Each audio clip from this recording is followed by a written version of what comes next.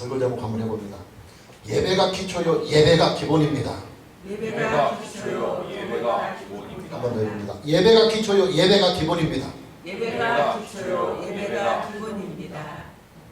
오늘의 본문 말씀은 구약의 상번제에 대한 말씀입니다. 상번제라고 하는 것은 매일같이 드리는 번제라 그 말입니다. 본문 38절에서부터 39절 말씀을 보면 네가 제단 위에 드릴 것은 이러하니라. 매일 1년 된 어린 양 2마리니 한 어린 양은 아침에 드리고 한 어린 양은 저녁 때에 드릴지며. 상번제는 제사장들이 하나님께 드리는 번제입니다. 이 상번제는 매일같이 아침과 저녁으로 어린 양을 번제로 드리는 제사입니다. 중요한 것은 구약의 상번제의 제사는 신약시대를 살펴온 저와 여러분들에게 예배에 대한 모델을 제시해주고 있다고 하는 사실입니다.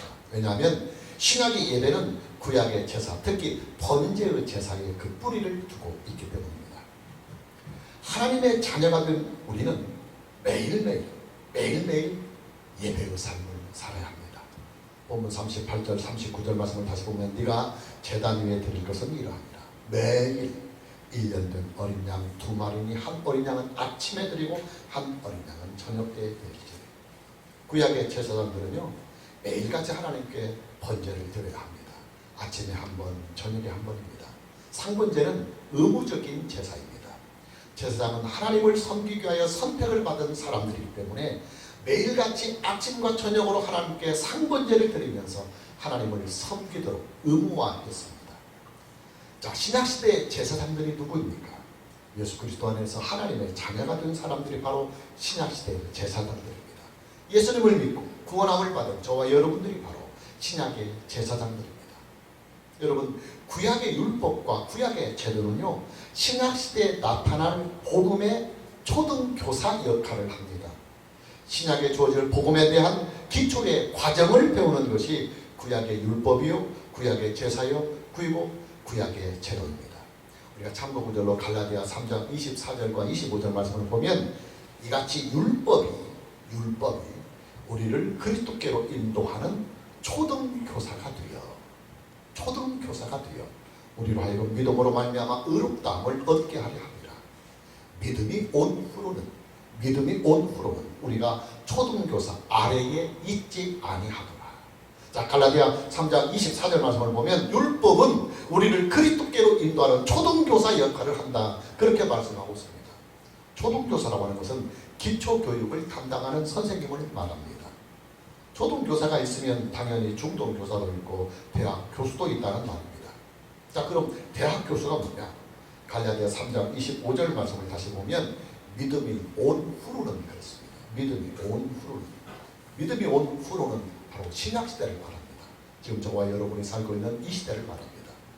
아주 좁혀서 말하면 우리를 대신하여 속죄의 제물이 되신 예수님께서 부활하시고 승천하신 후에 하나님 우편에 앉으시고 동시에 성령이 보혜사로 우리에게 오시고 또 동시에 신구약 성경 66권이 완성이 되어서 우리에게 주어진 바로 이 시대를 말합니다. 여러분, 하나님의 구속사에서요 예수님이 하나님 보좌 우편에 앉으시고 또 성령께서 보혜사로 우리에게 오시고 하나님의 계시와 하나님의 말씀이 성경으로 기록이 되어서 우리에게 온전하게 주어졌다고 하는 이 사실은요 하나님의 구속의 역사가 하나님의 구속의 계시가 99.9% 이상 드러났다고 하는 것을 의미합니다. 나머지 0.1%는 언제 드러나느냐? 예수님의 재림 때에. 예수님의 재림 때 온전하게 다 드러나서 100%가 됩니다. 여러분, 대학 교육이요 비록 전문 과정이 있기는 하지만 대학에서 100%를 다 알지 못하고 100%를 다 가르치지 못합니다. 대학뿐만이 아니라 대학원이나 박사과정에서도 100%의 지식이란 가르칠 수도 없고 배울 수도 없습니다. 가르치는 교수들 자신도 100%의 온전한 지식을 가지고 있지 못합니다. 그러나 99.9%의 전문적인 지식을 가졌다고 한다면 이 99.9%의 전문 지식으로 충분히 박사가 될 수 있고 그리고 전문적인 지식으로 인생을 살아갈 수 있습니다. 하나님의 구속사에 나타난 하나님의 구속의 계시를 우리가 99.9% 정도만 알 수가 있다고 한다면 우리는요 성경 박사가 되고도 남습니다. 감사한 것은 하나님께서는 이미 우리에게 하나님의 구속의 계시를 99.9% 이상 충분하게 알 수 있도록 계시의 문을 활짝 우리에게 열어주셨다고 하는 사실이에요. 하나님의 구속사의 중심이요 하나님의 구속사의 본체이신 예수님이 우리에게 오셨습니다. 예수님이 이 세상에 오셔서 하나님의 구속의 계시대로 우리의 죄를 대신하여 죽으시고 그리고 죽은 자 가운데서 3일 만에 다시 살아나셨고 승천하사 하나님 보좌 우편에 앉으셨습니다. 하나님 보좌 우편에 앉으신 예수님은 그를 믿는 자들의 구속을 지금도 보증하고 계십니다.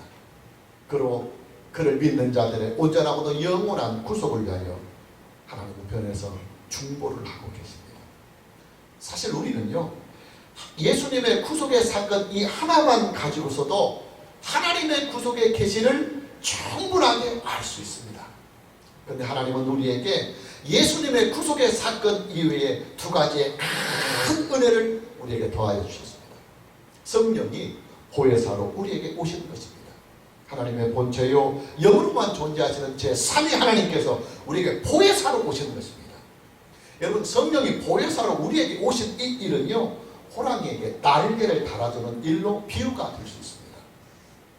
마지막 한 가지는 성경이 완성이 되어서 우리에게 주어졌다고 하는 이 사실입니다. 여러분 하나님의 구속의 계시가요 문자로 기록이 되어서 우리에게 완성품으로 주어졌다고 하는 이 사실은요 날개를 달아준 호랑이에게 칼을 쥐어주는 것으로 비유될 수가 있습니다. 호랑이에게 날개가 달리고 또 날개가 달린 호랑이에게 날카로운 칼까지 들려졌다고 한다면 그 호랑이는요 모든 동물들의 왕이 될 것입니다. 지금 저와 여러분들에게 이 세 가지의 특별하고도 놀라운 은혜가 이미 주어졌습니다. 그렇게 우리는 구약의 사람들처럼 초등교사 아래에서 하나님의 구속을 배우지 아니하고 박사과정도 능히 밟을 수 있을 만큼의 놀라운 계시가 활짝 열려진 시대에서 지금 저와 여러분은 믿음의 생활을 하고 있고 그리고 축복의 인생을 살고 있는 것입니다. 구약은 신약의 초등교사 역할을 합니다. 구약의 제사장들은 신약의 제사장들을 미리 소개하는 초등과정입니다.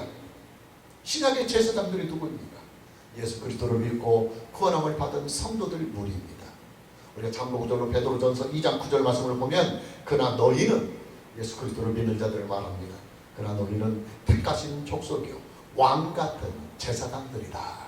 성경이 그렇게 말씀합니다. 요한계시록 5장 10절 말씀을 다시 참고구절로 보면 그들로 우리 하나님 앞에서 나라와 제사장들을 삼으셨으니 예수 그리스도를 믿는 모든 자들로 하여금 하나님의 나라와 제사장들을 삼으셨으니 그들이 땅에서 왕노릇하리로다. 여러분 구약의 제사장들은요 날마다 매일같이 하루도 빠짐없이 아침과 저녁에 3번제를 의무적으로 드려야 합니다. 이것은 선택이 아니에요. 강제력이 있는 명령입니다. 구약의 번제는 신약 예배를 가르쳐주는 초등교사 역할을 합니다. 우리가 드리고 있는 지금 신약의 예배는 이미 구약의 번제에서 그 기초가 만들어졌습니다. 그러니 지금 저와 여러분이 하나님께 드리고 있는 이 예배를 기초 과정부터 제대로 잘 배우려고 한다면 초등교육 과정인 번제부터 차근차근 배워가야 합니다. 자, 구약의 번제에서 하나님은 구약의 제사장들은 의무적으로 매일같이 아침과 저녁으로 번제의 제사를 드리라고 명령하고 있습니다. 그렇다면 이 말씀이 지금 저와 여러분들에게는 어떻게 적용이 돼야 할까요? 신약의 제사장들이 된 저와 여러분들은 매일같이 하루하루를 하나님께 예배를 드리는 그 신앙으로 살고 하나님께 예배를 드리는 그 마음으로 살고 하나님께 예배를 드리는 그 인격으로 인생을 살라고 하는 말씀입니다. 삶의 예배를 말씀하고 있는 거예요. 여러분 저와 여러분의 삶의 예배는요 아무리 강조를 하고 다시 또 강조를 한다 할지라도 지나침이 없는 아주 중요하고도 중대한 일입니다. 왜냐하면 기독교인들의 가장 아름답고 거룩한 모습이 언제 가장 화려하고 가장 영광스럽게 빛나느냐면 하나님께 예배를 드릴 때 구원받은 하나님의 자녀들 예수 그리스도 안에서 하나님의 자녀가 된 사람들은요, 이 땅에서 하나님을 예배할 때의 그 인격, 예배 드릴 때의 그 신앙, 그리고 예배 드릴 때 그 영혼이 가장 빛이 나고 가장 아름다고 가장 거룩합니다. 그러니까 우리가 예배를 드릴 때의 그 신앙과 예배를 드릴 때의 그 인격과 예배를 드릴 때의 그 은혜로만 우리가 인생을 살아갈 수가 있다고 한다면 기독교 신앙의 목표인 성화까지도 우리는 이루어갈 수가 있는 것입니다. 여러분, 하나님의 구속의 계시가요, 초등교사 과정에서 박사의 과정까지 이미 왔습니다. 구약은 초등 과정이고 신약은 박사 과정입니다. 쉽게 말하면 예수님이 이미 우리의 구속을 다 이루시고 하나님 보좌 우편에서 우리를 중보하시며 또 성령의 보혜사로 우리에게 오셔서 구속의 모든 계시를 우리에게 알려주시고 믿게 하시며 그리고 성숙케 하십니다. 그리고 하나님의 모든 계시가 문자로 다 기록이 되어서 우리의 방안까지, 우리가 살고 있는 삶의 모든 저녁에까지 임할 수 있도록 성경이 우리에게 오셨어요. 그렇기 때문에 지금 저와 여러분은 하나님의 구속의 계시의 시대에서 박사과정의 시대를 살고 있는 거예요. 그렇다면 저와 여러분의 신앙도 초등 수준을 벗어나서 박사 수준이 돼야 돼요. 우리가 이미 초등 계시를 넘어서 박사의 구속의 계시까지 와 있는 시대에 저와 여러분이 살고 있다고 한다면 능히 저와 여러분의 신앙도 박사과정을 밟아 가야 돼요. 그리고 저와 여러분의 인격과 저와 여러분의 성품도, 그리고 인생이 초등의 인격이 아니라 박사의 인격이 되고 박사의 성품이 되어야 합니다. 여러분, 대학에 들어갔으면 대학 수준에 맞는 공부를 해야 합니다.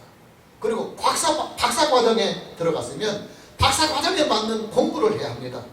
근데 대학에 들어가고 박사과정에 들어갔음에도 불구하고 여전히 초등교육, 초등학교 교과서를 놓고 초등교육을 하고 있다고 한다면 대학이나 박사과정에 무슨 유익이 있겠습니까? 그리스도인의 삶은요, 예수님의 아름다움을 이 세상에 나타내는 거룩한 향기가 되어야 합니다. 성도의 인생, 목사의 인생은 하나님의 구원하시는 은혜를 이 세상에 품어내는 거룩한 향기가 되어야 합니다. 문제는 그리스도인의 삶의 기준, 그리스도인의 인격의 기준을, 신앙의 기준을 어디에 맞춰서 살아가야 되느냐 하는 거예요.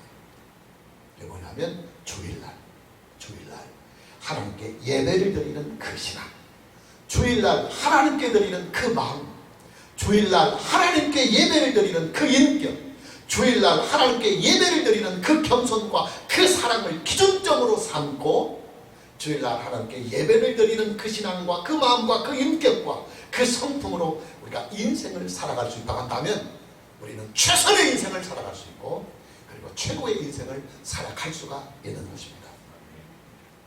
우리가 만일 이렇게만 살 수가 있다면 예수님께서 우리에게 요구하시는 빛과 소금의 인생을 살 수가 있습니다. 그리고 내 이웃을 내 몸과 같이 사랑하라고 하신 예수님의 말씀처럼 우리는 또한 그런 인생을 살아갈 수가 있어요. 오늘 저와 여러분 모두에게 하루하루 매일매일의 삶을 주일날 저와 여러분이 하나님께 예배를 드리는 그 신앙, 그 마음, 그 인격, 그 자세로 우리 인생을 살아갈 수 있기를 주님의 이름으로 축복합니다. 두 번째로 예배의 중심은 항상 예수 그리스도의 구속의 은혜가 예배의 중심이 되어야 합니다. 여러분, 구약의 제사장들이 하나님께 매일매일 드렸던 이 상번제는요, 번제로 드리는 희생의 제물이 딱 정해져 있습니다. 1년 된 어린 양입니다. 양은 1년생이 가장 좋은 때라고 그래요. 사람으로 말하면 한 20대 정도가 양이 한 1년째 되는 그때라고 합니다.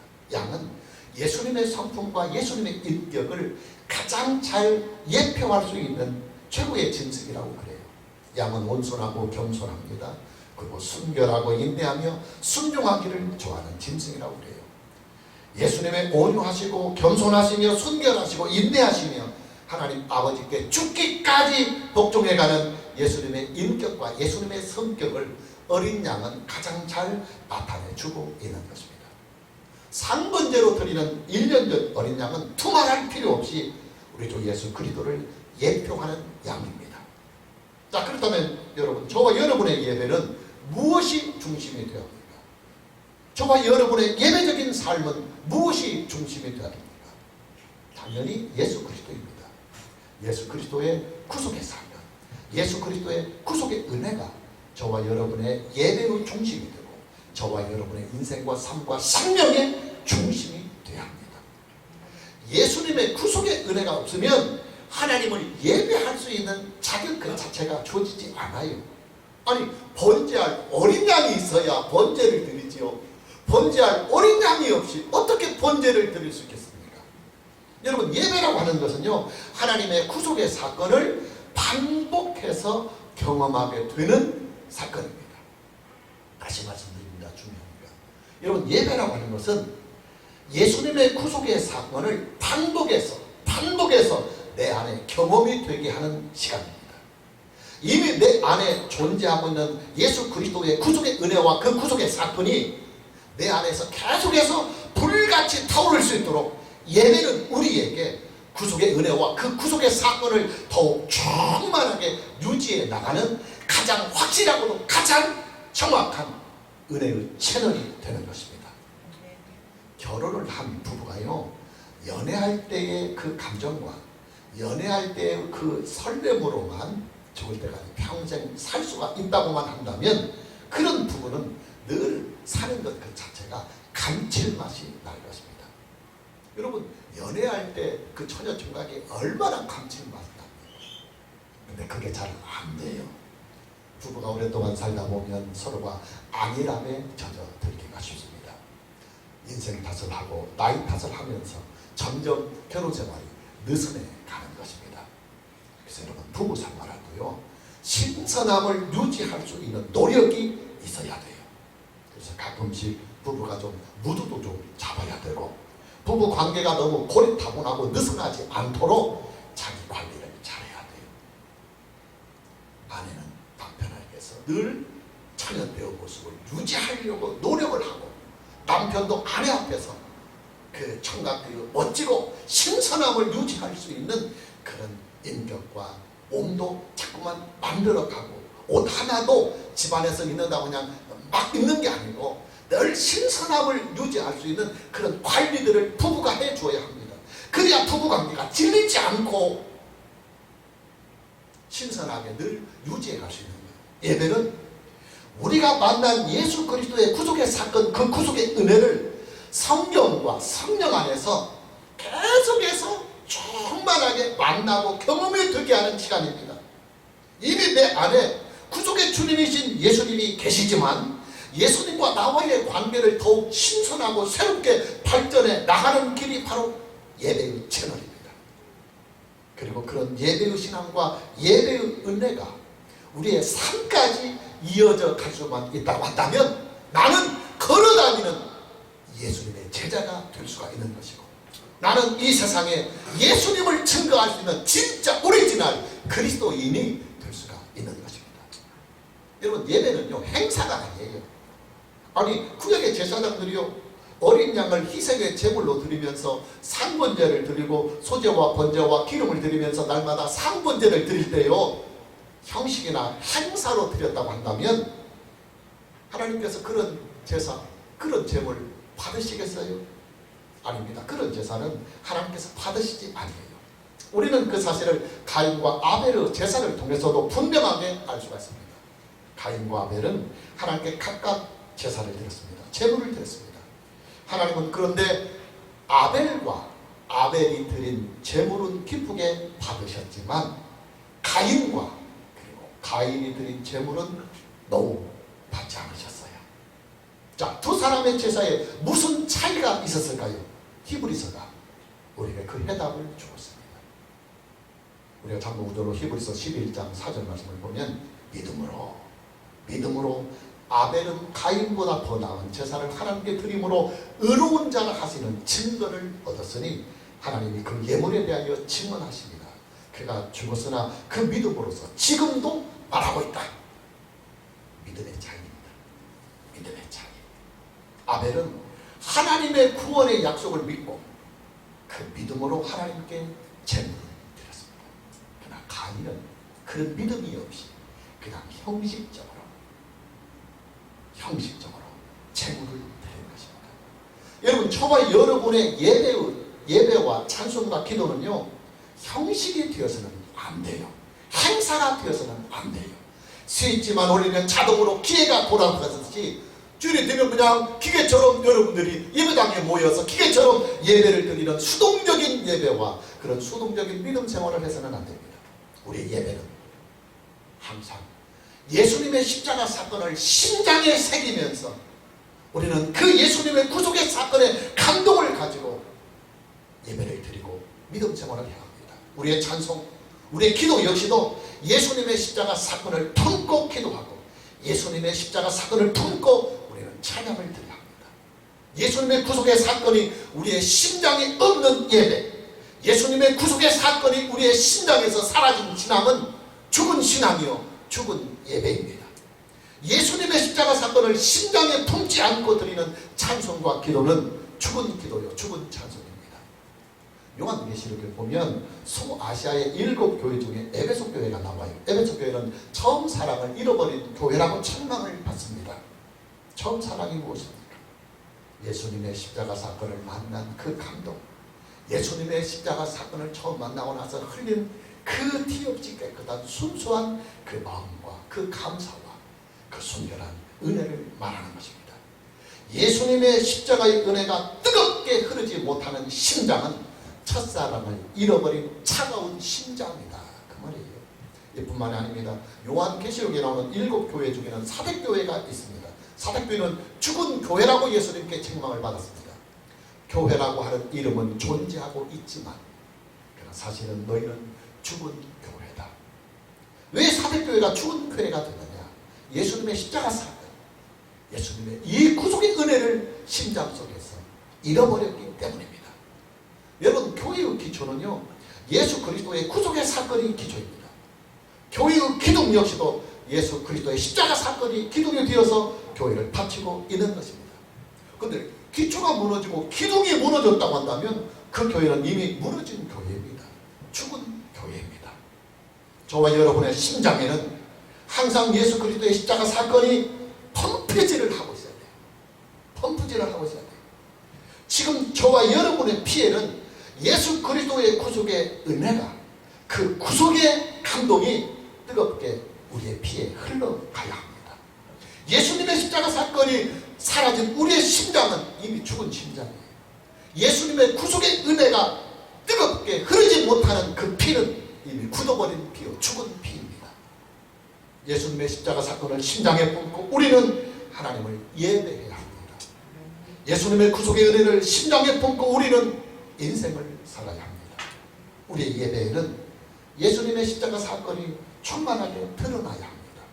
우리의 삶에는 예수님의 십자가 사건이 충만하게 드러나는 그런 인생과 삶이 되어야 됩니다. 오늘 저와 여러분 모두에게 예수님의 십자가 사건이 우리의 가슴에, 우리의 심장에, 또 우리의 피에 충만하게 불타고 흐르는 은혜가 있기를 주님의 이름으로 축복합니다. 세 번째로, 우리의 예배는 하나님의 축복의 약속이 전제되어 있습니다. 저와 여러분의 예배는 하나님의 축복의 약속이 이미 전제가 되어 있습니다. 오늘 본문 42절과 43절 말씀을 보면 이는 너희가 대대로 여호와 앞 회막문에서 드릴 번제다. 내가 거기서 너희와 만나고 네게 말하리라. 내가 거기서 이스라엘 자손을 만나리니 내 영광으로 말미암아 회막이 거룩하게 될지라. 구약의 이스라엘 제사장들이 아침과 저녁으로 상번제를 드리는 그 자리에 하나님께서 내가 거기서 너희와 만나고 네게 말하리라. 내가 거기서 이스라엘 자손들을 만나리니 내 영광으로 말미암아 회막이 예배드리는 그 공동체가 거룩하게 되기지라 하는 약속을 주셨습니다. 여러분, 저와 여러분이 하나님께 드리는 이 예배는요 하나님의 축복의 약속이 전제되어 있습니다. 어떤 약속이냐면 하나님을 만나게 되는 약속입니다. 하나님을 만나게 되는 약속. 예배는 하나님과 하나님의 자녀들이 만남을 갖는 공식적인 채널입니다. 공식적인 채널입니다. 하나님은 예수 그리스도의 구속의 은혜 안에서 하나님을 영과 진리로 예배하는 자들에게 내가 그 예배 안에 임하여서 너희와 만나리라 하는 약속을 이미 저와 여러분들에게 주셨습니다. 여러분, 예배 안에서 하나님을 만나게 되는 이 축복은요, 우리의 예배가 하늘에 계신 하나님을 불러드리는 효과가 있다는 말이 아니에요. 여러분, 기독교의 예배는 하늘에 계신 하나님을 예배 안에 끌어들이고 예배 안에 불러들이는 예배가 결단코 아닙니다. 여러분, 이방 종교의 예배의 형식이나 미신 종교들은요, 그들의 제사의식이나 종교의식을 통해서 그들이 믿는 신앙의 대상을 불러들이는 것입니다. 예를 들어서 무당의 굿을 한번 보십시오. 여러분, 무당의 굿은요, 그들이 믿는 귀신을 불러들이는 절차입니다. 그러기에 무당의 굿에는 무당의 정성이 들어가야 하고, 그 다음에 무당을 청한 사람의 정성도 함께 들어가야 합니다. 그러나 기독교의 예배는 우리가 하나님을 불러들이는 주술적인 효과가 있는 예배가 전혀 아닙니다. 우리의 예배는 하나님의 임재가 있습니다. 지금 저와 여러분들에게는 하나님의 임재하심이 있는 예배를 지금 드리고 있어요. 그런데 지금 이렇게 하나님의 임재가 있는 예배를 드릴 수 있는 이 일이 어떻게 만들어지냐면, 우리가 예배를 드리면서 하늘에 계신 하나님을 불러드리고 하나님을 내려오라고 해서 하나님이 우리에게 임재하여 주신 게 아니라, 이미 하나님께서 예배드리는 그 무리 중에 내게 임하여 그들을 만나리라 하는 하나님의 약속의 말씀이 있었기 때문에, 하나님은 그 당신이 약속해 주신 그 약속의 말씀대로 우리에게 임하여서 우리의 예배 중에 함께 하시고 예배하는 각 사람을 만나 주시는 것입니다. 우리는 이 약속을 믿고 하나님께 예배를 드려야 돼요. 그리고 하나님은 하나님의 약속대로 예배하는 자들에게 임하여서 그들을 만나 주시는 것입니다. 중요한 것은 어떻게 만나느냐, 그 말이에요. 자, 예배는 하나님과 예배를 드리는 사람과의 만남입니다. 하나님은 분명히 예배를 드리는 그 중에 임재하여서 내가 너희를 만나리라고 약속해 주셨어요. 이게 안 되면 안 됩니다. 이게 안 되면 예배 드릴 이유가 없어요. 어떻게 하나님과 예배를 드리는 사람들이 만나느냐? 두 가지로 만납니다. 첫째는 성경 말씀으로 만나고, 두 번째는 성령으로 만납니다. 할렐루야. 내주하시는 성령님의 감동과 교통으로 우리는 하나님을 만나고, 기록된 하나님의 말씀인 성경을 통해서 우리는 하나님을 만나는 것입니다. 둘째로 하나님을 예배하는 자들에게 하나님은 말씀을 주시겠다 하는 축복의 약속을 주셨습니다. 하나님께서 말씀하십니다. 내가 거기서 나를 예배하는 그 예배 공동체에게 임하여서 내가 그들에게 말하리라. 우리가 구하는 것들에 대하여 하나님께서 답을 주시겠다 하는 약속입니다. 우리가 바라고 소망하는 일들에 대하여 하나님께서 응답을 주시겠다 하는 약속입니다. 여러분, 예배를 드리는 사람들의 마음속에 소망이 있어요. 하나님께 구하고 바라고 그리고 소망하는 일들이 있습니다. 우리가 예배를 드리는 예배자들이 하나님께 찾고 구하고 두드리는 일들에 대한 응답이 어디에서 이루어지냐면 예배 안에서 이루어져요. 우리가 만나고 우리가 부딪히고 우리가 경험하는 인생의 수많은 일들과 문제들에 대하여 하나님께서 우리 하나님으로 우리 아버지로서 우리를 도우시고 우리에게 응답을 주시는데, 그 응답이 어디에서 이루어지냐면 예배의 공간에서 이루어집니다. 할렐루야. 중요한 것은 하나님께서 어떤 방법으로 우리에게 응답을 주시느냐, 이 말이에요. 자, 예배는 하나님이 우리가 가져오던 모든 문제들에 대하여 하나님이 해답을 주시고 응답을 주시는 채널입니다. 문제는 무엇을 통해서 하나님께서 우리에게 응답을 주시느냐, 중요한 부분입니다. 목사의 설교를 통해서 주십니다. 목사의 설교를. 단 전제가 있어요. 전제가 있어요. 목사의 설교가 성경적인 설교를 한다는 전제가 반드시 있어야 합니다. 목사의 설교가 성경적이지 못하면 하나님은 목사의 설교를 통해서 성도들에게 응답을 줄 수 없어요. 왜냐하면 하나님의 모든 응답은 성경 말씀으로, 그리고 그 말씀이 우리에게 임할 때 성령이 우리에게 감동을 주셔서 우리가 하나님의 음성을 듣고 말씀을 듣고 여기신 하나님을 만나게 되는데, 성경을 선포하고 성경을 해석해서 적용시키는 목사의 설교가 성경에서 어긋나고 벗어난다고 한다면 그런 설교를 통해서 하나님 우리에게 말씀하실 수 없어요. 그래서 목사의 설교가 성경적인 설교라고 하는 전제 속에서 하나님은 예배를 통하여 성도들에게 필요한 모든 응답을 설교를 통해서 주십니다. 여러분, 목사의 설교는요, 성경을 선포하는 공식적인 채널입니다. 신구약 성경 66권을 해석해서 성도들이 살아가는 인생에 대하여 해석된 성경으로 삶을 적용해 나갈 수 있도록 가이드라인을 제시해 주는 것이 바로 목사의 설교입니다. 하나님은 목사의 설교를 통해서 성경 말씀을 성도들에게 주시고, 그리고 성경 말씀으로 성도들에게 하나님의 음성과 하나님의 말씀과 하나님의 응답과 하나님의 해답을 주시는 것입니다. 그래서 예배가 바르게 드려지려면 목사의 설교가 바르게 선포가 되어야 됩니다. 그리고 성도들에게는 목사의 설교를 통해서 하나님의 음성을 들을 수 있는, 하나님의 응답을 들을 수 있는, 하나님의 말씀을 들을 수 있는 믿음이 있어야 돼요.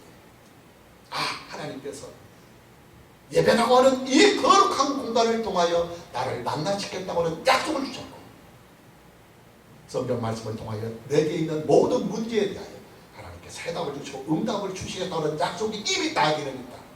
그렇다면 오늘 예배하는 나에게 하나님은 성경과 성령을 통해서 나를 만나시며, 그리고 분명히 성경과 성령의 감동을 통해서 내게 필요한 인생의 모든 해답을 오늘 주신다. 할렐루야.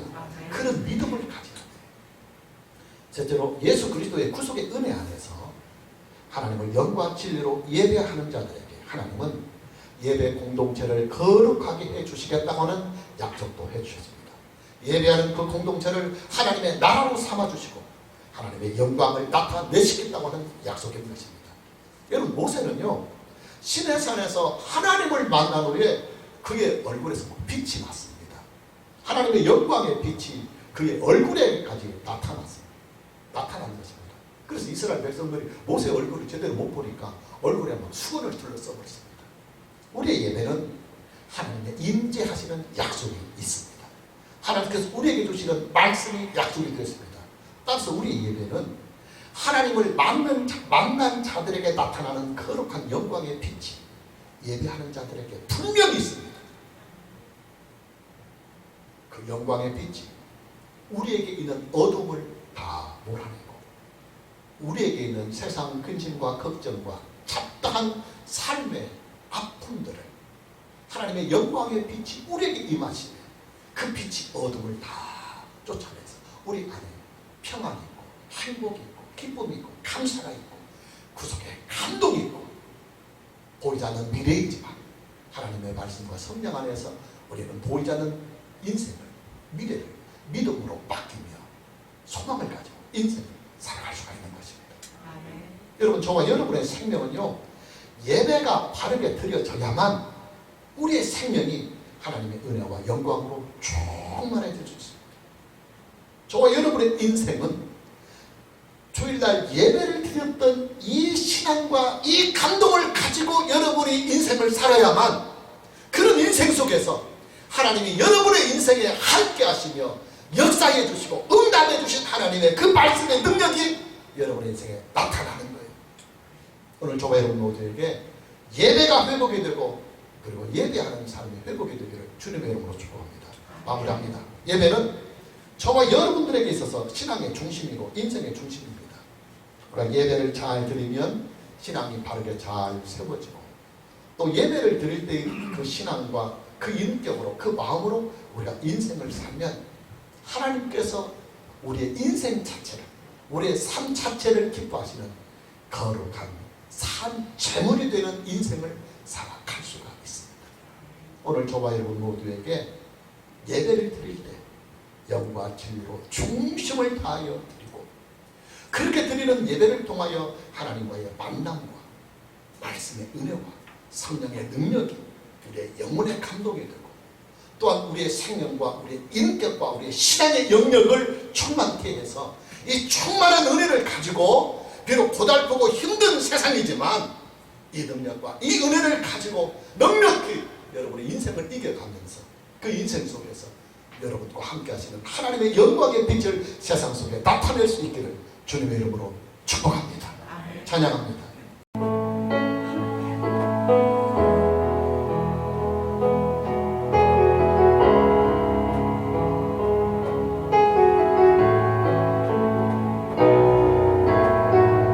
우리 함께